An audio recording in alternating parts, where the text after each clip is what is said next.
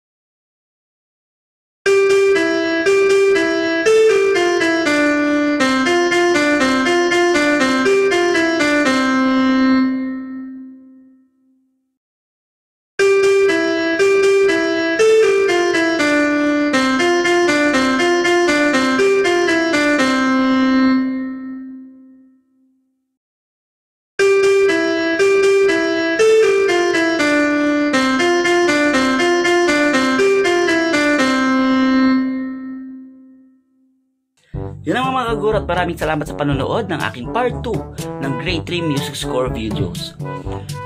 Sa mga susunod nating video, tuturuan ko kayo kung paano gamitin ang music score sa ating pagtuturo ng musika.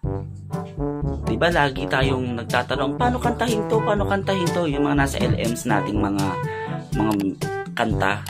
Yun ay dahil hindi natin alam kung paano kantahin yung mga nota o paano i-interpret yung mga nota. So sa aking mga next videos, ituturo ko sa inyo kung paano gamitin ang application o software ng MuseScore. Abangan niyo. Maraming salamat. Bye!